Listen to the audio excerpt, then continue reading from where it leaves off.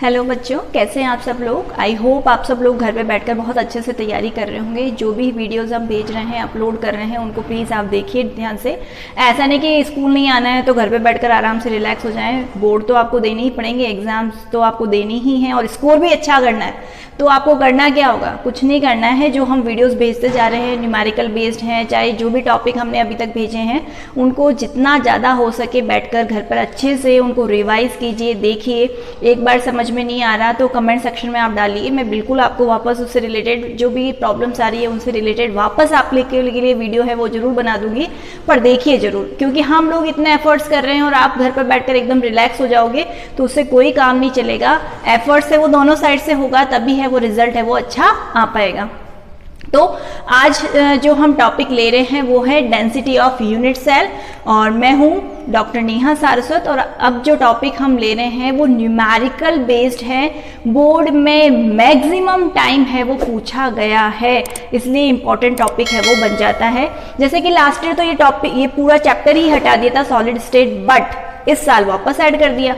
तो अब क्या हो गया कि न्यूमेरिकल का चैप्टर वापस बढ़ गया। पहले 3 हो गए था, वापस 4 हो गए। तो अब यहाँ पर न्यूमेरिकल क्या आ सकते हैं। तो एक प्रीवियस वीडियो मैंने अपलोड किया था about octahedral void and tetrahedral void. अब इस चैप्टर में से दूसरा जो न्यूमेरिकल बेस्ड टॉपिक जो बनता है that is density of unit cell. That is most important topic, जिसमें से जो न्यूमेरिकल पूछा ही जाता है। तो ये अपने दिमाग में आप फिक्स कर लो कि इसमें से न्यूमेरिकल आना ही है। तो अब इसमें से क्वेश्चन क्या आ सकता है, वो तो न्यूमेरिकल आएगा। पर न्यूमेरिकल पे जाने से पहले कि फॉर्मूला कैसे बनेगा, उसका डेरिवेशन, छोटा सा डेरिवेशन है वो पहले हम देख लेते हैं कि किस तरीके से फॉर्मूला है वो डिराइव होगा।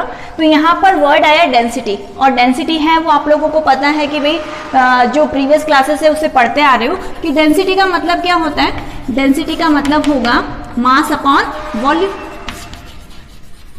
पता होगा, आप सोच रहे होंगे इसमें मैम ने क्या बता दिया, अब बताऊंगी नया। तो ये तो पहले ही आपको पता है, बहुत इंटेलिजेंट हो आप लोग। Mass upon volume. अब यहाँ पर मास किसका होगा, वॉल्यूम किसका होगा, हमें क्या पढ़ रहे हैं उससे रिलेट करना है। तो अब हम क्या पढ़ रहे हैं यहाँ पर, यूनिट सेल। यूनिट सेल का मतलब क्यूबिक जो क्रिस्टल लैटिस है वो हो गया। तो सबसे पहले हम लेते हैं मास ऑफ यूनिट सेल। अब वो क्या होगा, मास ऑफ यूनिट सेल के लिए हम यहाँ पर लिखेंगे number of atoms in a unit cell multiplied by mass of each atom. mass of each atom. number of atoms क्यों लिखा मैंने, इसलिए लिखा क्योंकि मैंने आप लोगों को प्रीवियस वीडियोस में कैलकुलेट करना सिखाया है। किसी भी जो यूनिट सेल है उसके अंदर नंबर ऑफ एटम्स कितने हो सकते हैं। जैसे सिंपल प्रिमिटिव सेल है तो 1 होगा, बीसीसी है तो 2 होगा, एफसीसी है तो 4 होगा। तो वो आपको याद होना चाहिए। तो यहाँ पर उसका बहुत बड़ा रोल है, वो अगर याद नहीं हुआ तो ये भी चीज़ गलत हो जाएगी। तो पहले जाकर वो वीडियो भी देख लेना। Number of atoms in a unit cell multiplied by mass of each atom. ठीक है, तो यहाँ पर इसको मैं डिनोट कर रही हूँ अभी जेड से, ठीक है, और इसको मैं लिख रही हूँ यहाँ पर स्मॉल एम। ठीक है, मास ऑफ ईच एटम को मैंने डिनोट कर दिया बाय स्मॉल एम। अब मेरे को एम है वो पता नहीं है, मास पता लगाना है मेरे को। तो बहुत बार मैं कहती रहती हूँ आप लोगों को कि नंबर ऑफ मोल्स के 2 फॉर्मूले आपको ध्यान में रखने हैं। एक तो वहाँ पर जो फॉर्मूला है नंबर ऑफ मोल्स का GM अपॉन MM है, मतलब given mass upon molar mass, और एक जो है वो है वहाँ पर given number of particles upon Avogadro number. तो उनसे रिलेट करके यहाँ पर हम जो मास है वो फाइंड कर सकते हैं। तो वो आ जाएगा यहाँ पर molar mass upon Avogadro number. तो ये गिवन मास हो गया हमारा, किसके इक्वल हो गया, molar mass upon Avogadro number, जिससे आप सब लोग फैमिलियर हो, Na। ठीक है, तो ये चीजें आ गई उन 2 फॉर्मूले से निकलकर। तो यहाँ पर मेरा ये पर्पज है वो सॉल्व हो गया। यहाँ पर ये चीज मेरे को पता लग गई कि भाई इस स्मॉल एम की जगह हम क्या लिख सकते हैं, कैपिटल एम, जो कि क्या है मोलर मास में, और यहाँ पर लिख देती हूँ मोलर मास, और ये है मेरा एवोगैड्रो नंबर। इसकी वैल्यू भी बता देती हूँ 6.022 × 10⁻23।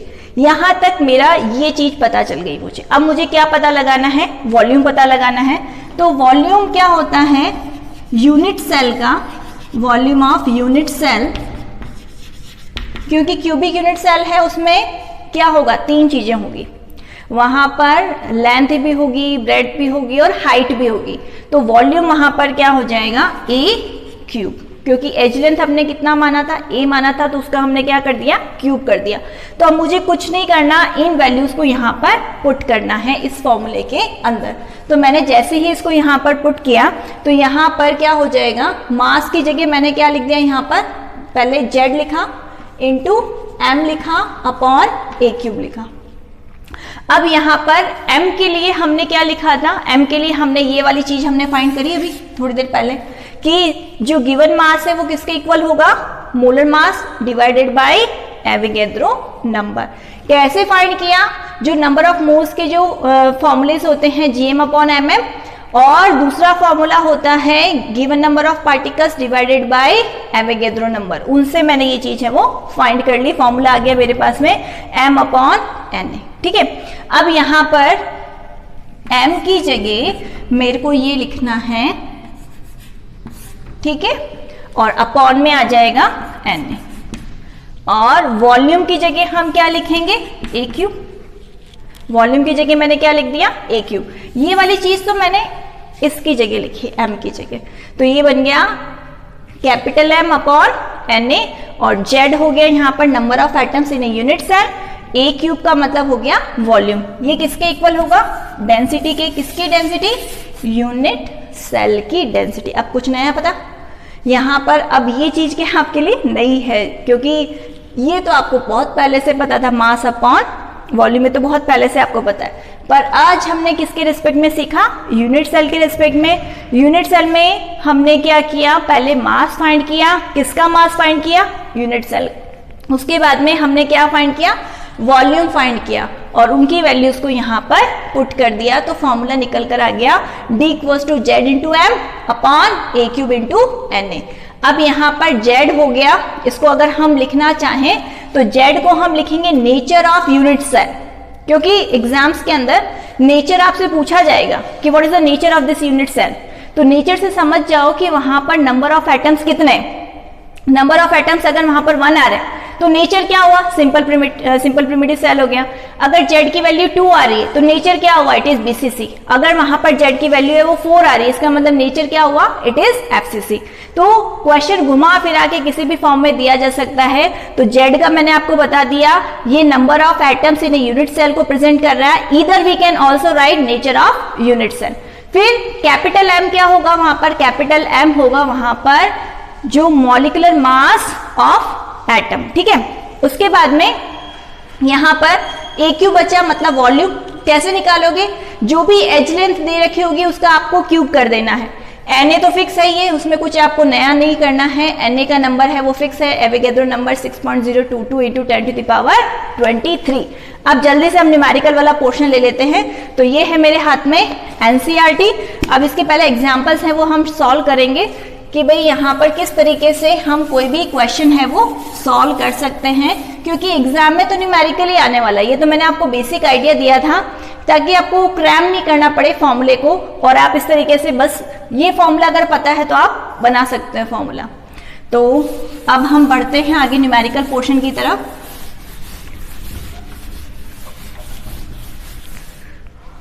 यहाँ पर पहला फॉर्मूला मैं ले रही हूँ, यहाँ पर एग्जाम्पल है 1.4 NCERT का चैप्टर फर्स्ट का। अब इसमें क्वेश्चन दे रखा है जिसके अंदर कॉपर है वो क्रिस्टलाइज होता है, किसमें क्रिस्टलाइज होता है, FCC यूनिट के अंदर। सबसे पहला हिंट मेरे को मिला क्वेश्चन से कि उसमें दे रखा है कॉपर, तो एटम तो हो गया वहां पर कॉपर। अब उसके अंदर हिंट दिया FCC यूनिट, मतलब यूनिट सेल का जो नेचर है वो हो गया वहां पर Z। FCC से क्या पता चल रहा है मुझे, Z कितना होगा मेरा 4। तो वहां पर अब ये नहीं लिखा हुआ होगा कि भाई आपको Z की जगह 4 लिखना है या 2 लिखना है या 1 लिखना है। आपको ये खुद आइडेंटिफाई करना पड़ेगा कि वहां पर यूनिट सेल का टाइप क्या दे रखा है, एफसीसी दे रखा है, बीसीसी दे रखा है, सिंपल प्रिमिटिव दे रखा है, उसके बेसिस पे ये चीजें आपको खुद लिखनी है, याद रखना पड़ेगा। इसलिए मैं बार बार कह रही हूँ, यहाँ आने से पहले वो number of atoms in a unit cell का वीडियो जरूर आप देख लेना। उसके बाद में नेक्स्ट क्वेश्चन में दे रखा है कि एज है वो दे रखी है मतलब ए, मैं डायरेक्ट एज लेंथ को वहां पर ए लिख रही हूं, वो दे रखा है 3.608 इंटू 10⁻⁻8 सेंटीमीटर। ठीक है, अब इसके बाद में नेक्स्ट और क्या दे रखा है वहां पर, बी मतलब डेंसिटी है वो आपको दे रखा है 8.92 ग्राम पर सेंटीमीटर क्यूब। ये चीज आपको दे रखी है और कैलकुलेट क्या करना है, you have to calculate molar mass, atomic mass of copper. ये चीज है वो हमको क्या करनी है, फाइंड करनी है। सिंपल सा क्वेश्चन है, जब भी इस टाइप के क्वेश्चन आ जाए बहुत खुश हो जाना है आपको, क्योंकि मोलर मास अधिकतर बच्चों को वैसे ही पता रहता है, तो इसमें थोड़ा सा जो वेरिएशन है वो आ सकता है पॉइंट्स के अंदर। बाकी इसमें कैलकुलेशन करने की भी ऐसे क्वेश्चन में जरूरत नहीं पड़ती, क्योंकि ये चीज़ हमें ऑलरेडी पता है और वही आंसर है वो निकल कर आएगा अगर हम कैलकुलेट करते हैं। बट एग्जाम्स में क्या होता है, इतना टाइम हमारे पास में होता नहीं है, और अगर इस टाइप का क्वेश्चन आ जाए तो समझ लो हम तो बहुत लकी हैं, क्योंकि इसका डेफिनेटली आपका नंबर, आधा नंबर भी कट नहीं होना है, पूरा नंबर आपको मिल जाना है। करना कैसे है वो मैं आपको बता देती हूँ। जब भी इस टाइप का कोई क्वेश्चन आए, सबसे पहले तो फॉर्मूला आप लगाओगे। यहां पर फॉर्मूला हमने लगाया D equals to Z into यहां पर m a cube into n। सबसे पहला काम आपको ये करना है, फॉर्मूला लिखना है। एक तरफ आपने ये जो चीजें गिवन है वो लिखी, फिर आपने सबसे पहले फॉर्मूला लिखा, आपका आधा नंबर यहाँ पर कंप्लीट हो गया। ठीक है, अब वहां पर क्या क्या चीजें दे रखी हैं, वहां पर जेड आपको 4 दे रखा है, मोलर मास आपको फाइंड करना है, चाहे तो आप लेट कर सकते हो x, मैंने इसको m ही रखा है। a यहाँ पर दे रखा है, यहाँ से उठाकर मैंने यहाँ रख दिया इंटू 10⁻⁻8, आगे क्या कर दिया, क्यूब कर दिया। एवोगैड्रो नंबर 6.022 इंटू 10⁻23, और d वहां पर दे रखा है 8.92 दे रखा है। अब बस आपको क्या फाइंड करना है, m फाइंड करना है। तो आप क्या करोगे, क्रॉस मल्टीप्लाई, ये इनको इससे क्रॉस मल्टीप्लाई किया, 8.92 इंटू 3.608 इंटू 10⁻⁻8 का क्यूब किया, इंटू 6.022 इंटू 10⁻23 डिवाइडेड बाई क्या हो जाएगा, 4 हो जाएगा। डिवाइडेड बाई वहां पर क्या हो गया, 4 हो गया। और आंसर, क्योंकि कॉपर है, कॉपर का जो आंसर है वो 63 के अराउंड आएगा, तो यहाँ पर 63.1 U है वो आपको आंसर है वो मिल जाएगा। अगर चाहे सिल्वर का आ जाए, कॉपर का आ जाए, समझ लो आपकी बल्ले बल्ले हो गई, क्योंकि इनके क्वेश्चन जनरली जब आते हैं तो हमें पहले से ही पता होता है मोलर मास कितना है। काफी बार तो ऐसे सिली क्वेश्चंस भी पूछे गए हैं जिसमें Na आपसे पूछ लिया गया। अब Na तो सबको ही पता होता है कि Na क्या होगा, 6.022 इंटू 10⁻23। दिक्कत तब आती है जब वहां पर वो क्या पूछ लेते हैं, जेड पूछ लेते हैं, तो कैलकुलेशन बहुत लंबी पड़ जाती है। तो बायो वालों के लिए थोड़ा सा टिपिकल हो सकता है, अदरवाइज इस टाइप के क्वेश्चंस बहुत देखने में तो बहुत इजी हैं, क्योंकि इसमें कुछ करना ही नहीं है, आपको बस फॉर्मूला लगाना है, फॉर्मूले के अंदर वैल्यू पुट करनी है, कैलकुलेशन सही होगी तो आपके मार्क्स पूरे हैं। यूनिट अगर किसी की भी, अगर जैसे यहाँ तो मास पूछा था तो मैंने यूनिफाइड मास है वो लगा दिया, यूनिट लगाना मत भूलना, अदरवाइज उसके जो मार्क्स हैं वो कट होते हैं जब वहां पर चेकिंग होती है तब। अब एक और क्वेश्चन ले लेते हैं।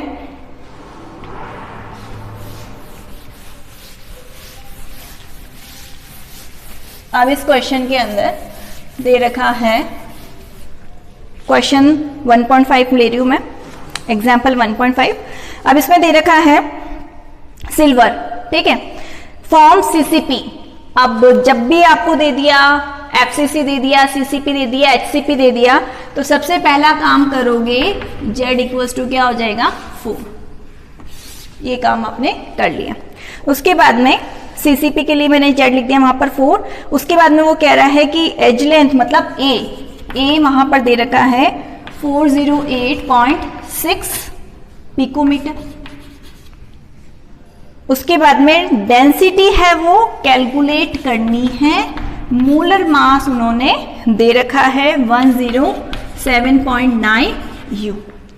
ये सिंपल सा क्वेश्चन है यहाँ पर। अब यहाँ पर ये चीजें दे रखी है, फॉर्मूला इधर से मैच कर लो, Z into M upon a cube into N ए।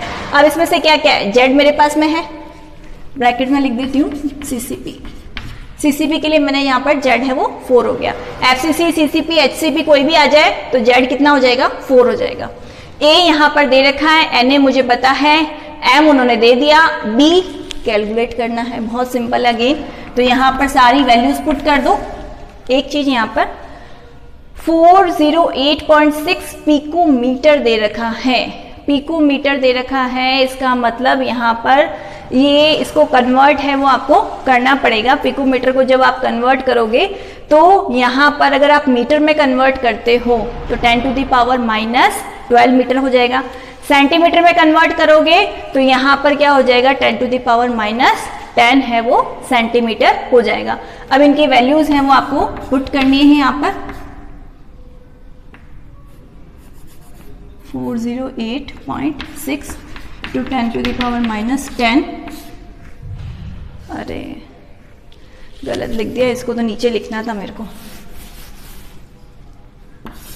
यहाँ पर तो आपको क्या लिखना है 107.9, 107.9 को राउंड ऑफ करके लिख सकते हो आप लोग, क्योंकि कैलकुलेशन में क्या है कि पॉइंट्स वगैरह में टाइम ज़्यादा लगेगा। तो आप क्या लिख सकते हो 108 लिख सकते हो। उसके बाद में 408.6 इंटू 10⁻10 का हमने कर दिया क्यूब इंटू 6.022 इंटू 10⁻23। अब इसको जब आप कैलकुलेट करोगे, आप सोच रहे होंगे मैम इतना बड़ा कैलकुलेट कैसे करेंगे वहाँ पर, तो जब आप इसको कैलकुलेट करोगे तो यहाँ पर जो डेंसिटी है वो ग्राम, यहाँ पर ग्राम और पर सेंटीमीटर क्यूब के अंदर आपको मिल जाएगी। तो यहाँ पर कैलकुलेशन तो देखो भाई करनी पड़ेगी आपको, तो उसी के थ्रू है वो आंसर है वो आपको मिलेगा यहाँ पर, ठीक है। पर इसमें थोड़ा जरूर टाइम लग सकता है, इवन मैं भी कैलकुलेट नहीं कर रही हूँ, तो ये तो आपको ही करना पड़ेगा। ये वाला पोर्शन तो लास्ट में कैलकुलेट कर आंसर है वो आपको खुद फाइंड करना है। तो इस तरीके से डेंसिटी के ऊपर बेस्ड है, न्यूमेरिकल्स है वो आप खुद बहुत इजी तरीके से कर सकते हो।